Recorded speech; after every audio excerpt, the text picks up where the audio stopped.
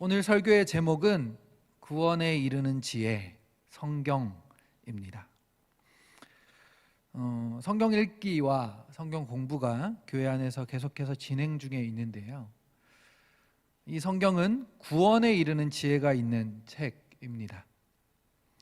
예배 가운데 많은 설교들을 듣는 것도 분명히 필요하지만 우리에게는 개인적으로 성경을 읽기도 하고 또 함께 공부하기도 하며 묵상하는 일도 그에 못지않게 중요합니다.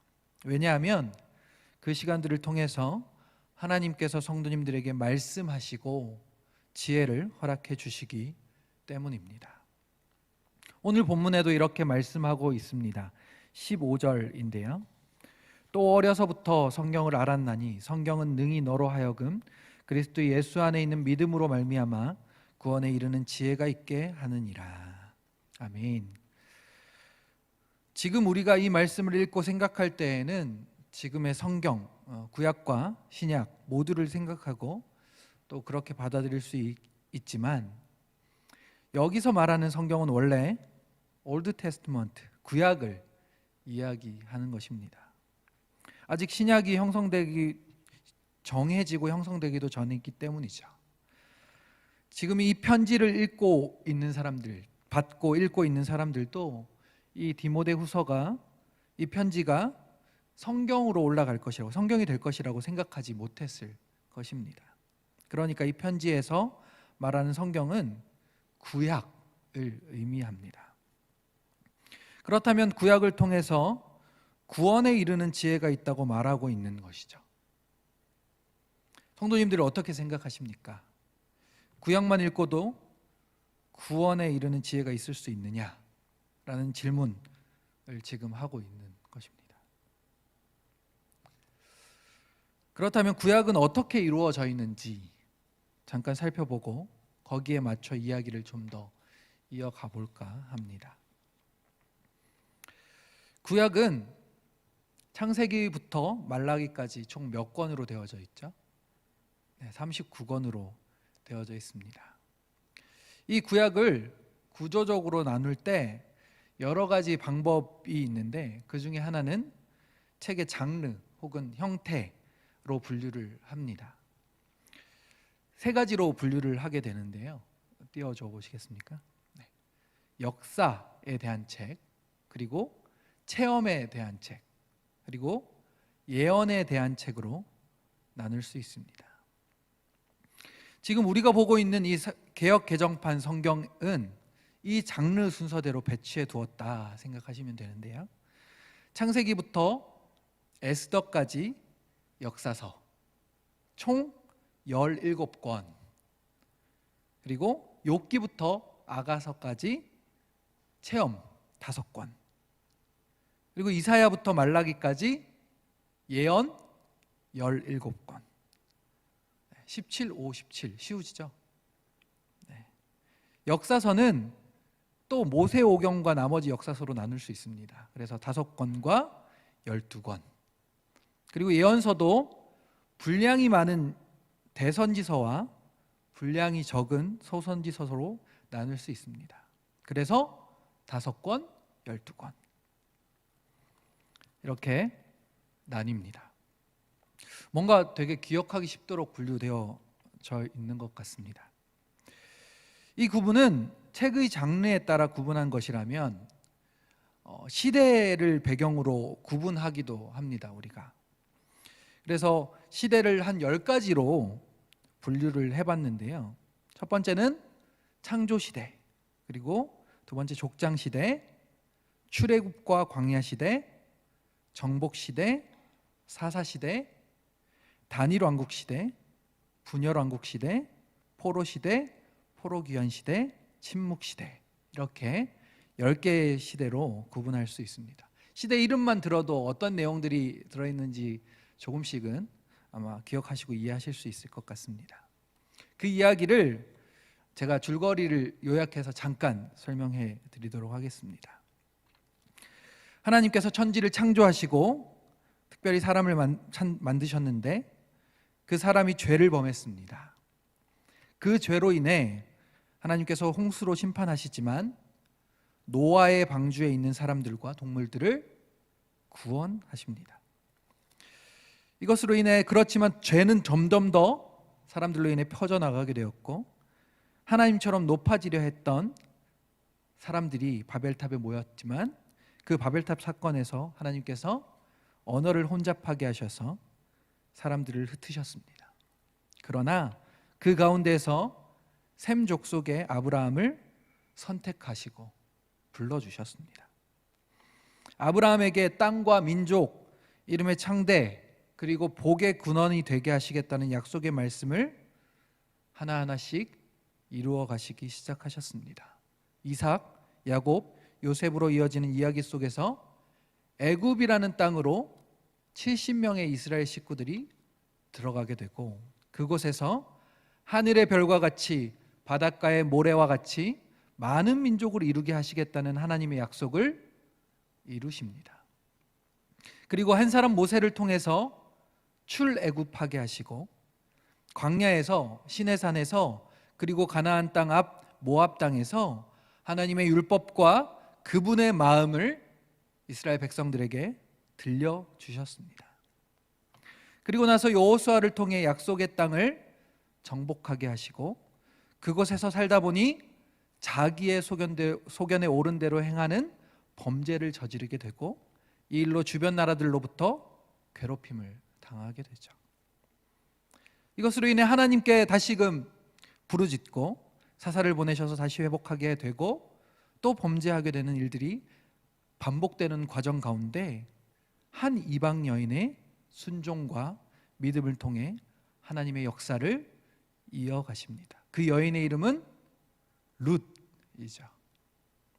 그렇게 사무엘을 마지막으로 이스라엘의 왕을 요청한 백성들에게 이스라엘이라는 단일 왕국에 사울, 다윗, 솔로몬을 세워 가십니다.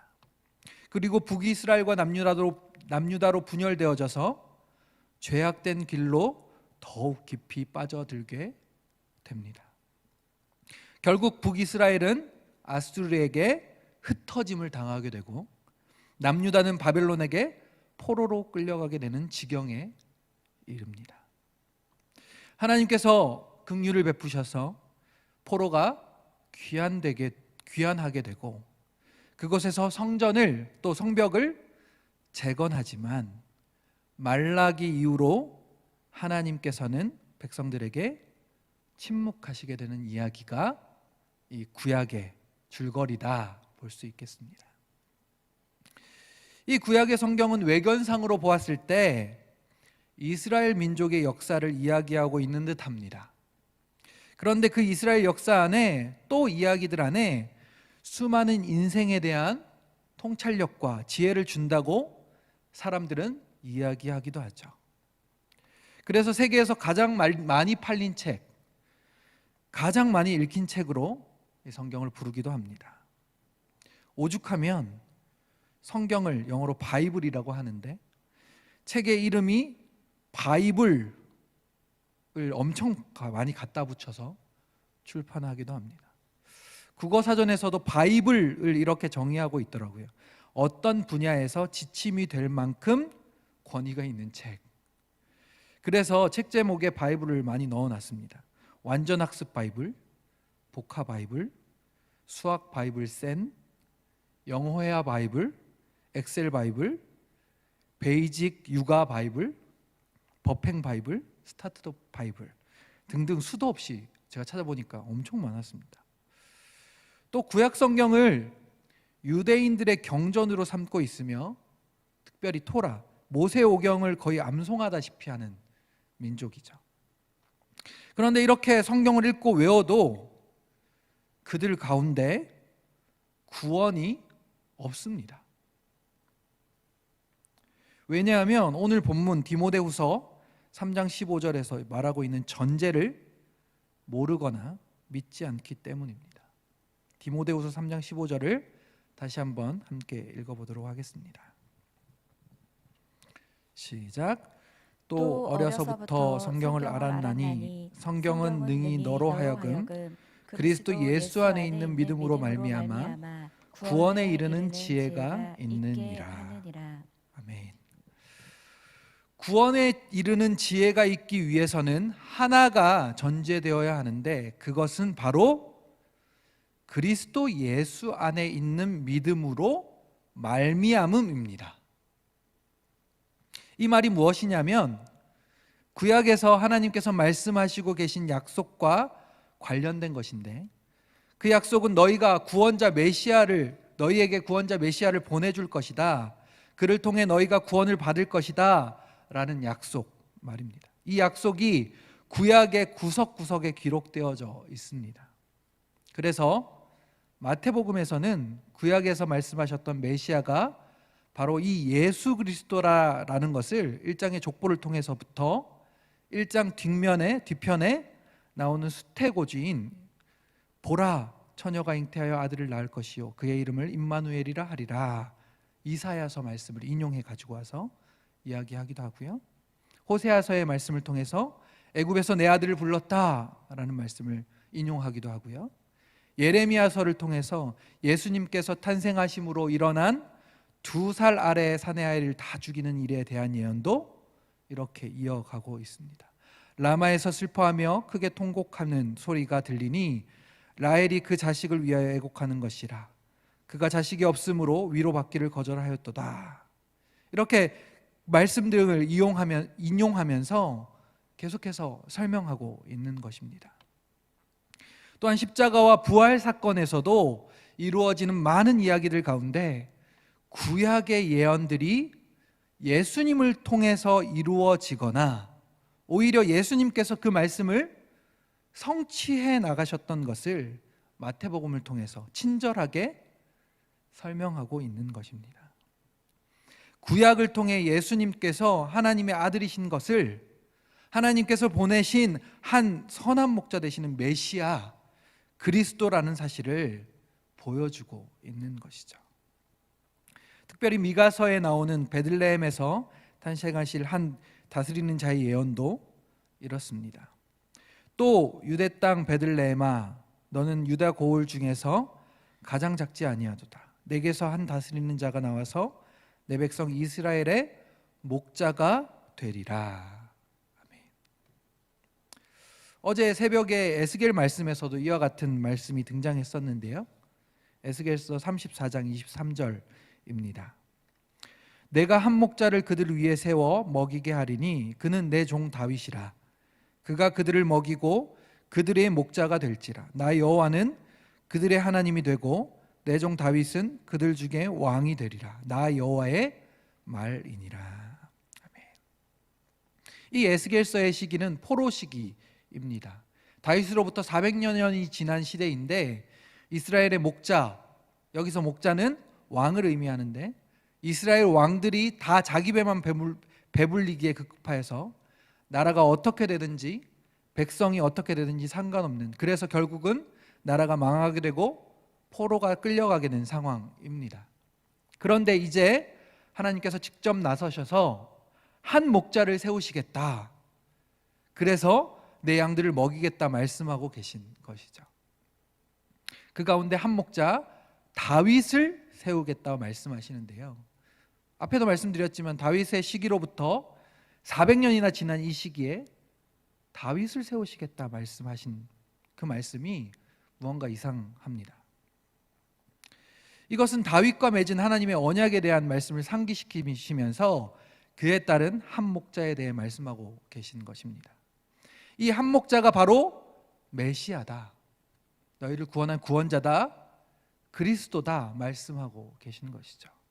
그 목자를 통해 내가 평화를 이루겠다, 샬롬을 선포하겠다 말씀하시는 것입니다. 그 메시아 그리스도가 바로 나사렛 예수다라는 것입니다. 그 믿음이 있을 때라야만 이 구약 성경을 통해 구원에 이르는 지혜가 있다 말할 수 있습니다. 그래서 우리가 구약과 신약을 요약해서 이야기할 때 구약을 오실 메시아라고 말하고요, 신약을 오신 메시아에 대한 말씀이다 라고 요약하기도 합니다.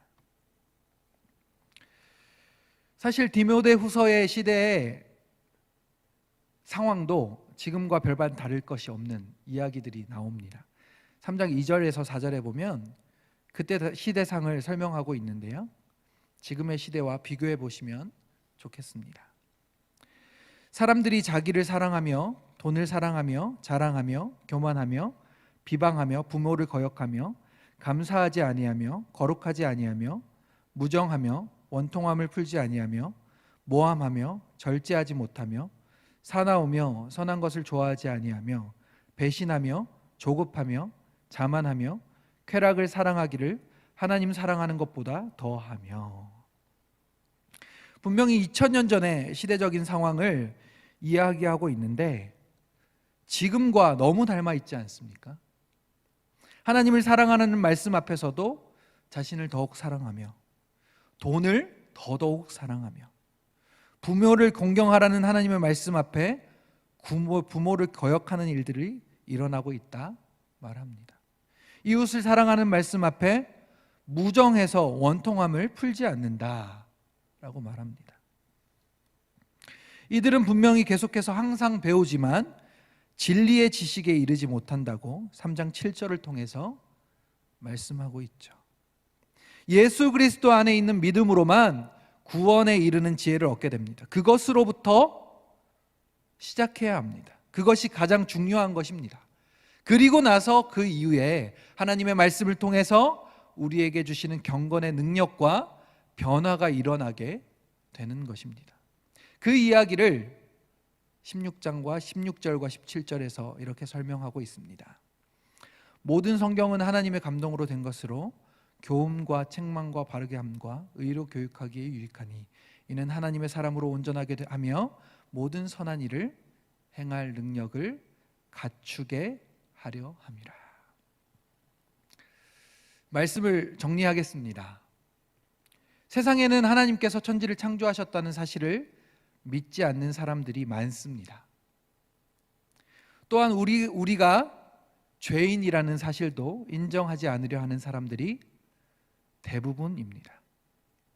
그저 꾸며낸 이야기, 인생의 지혜 정도를 얻는 책으로 잘 짜여진 소설과 같이 구약을 읽습니다. 그래서 성경에서 권선징악을 이야기하거나 유대인들의 부자가 된 것을 구약의 복과 연결시키기도 합니다. 그렇지만 구약을 읽는 것에는 정말로 필요한 한 가지가 있습니다. 그것은 바로 예수 그리스도 안에 있는 믿음으로 말미암아 읽는 것입니다. 그분이 우리의 구원자이시고 그분이 우리의 그리스도이시며 메시아이심을 믿으며 성경을 읽는 것입니다. 그분이 우리의 죄 때문에 이 땅에 오셨으며 나의 죄 때문에 십자가에 달려 죽으셨으며 죽음을 이기시고 모든 죄를 사하셨으며 부활하셨다는 사실을 믿으며 성경을 읽는 것입니다.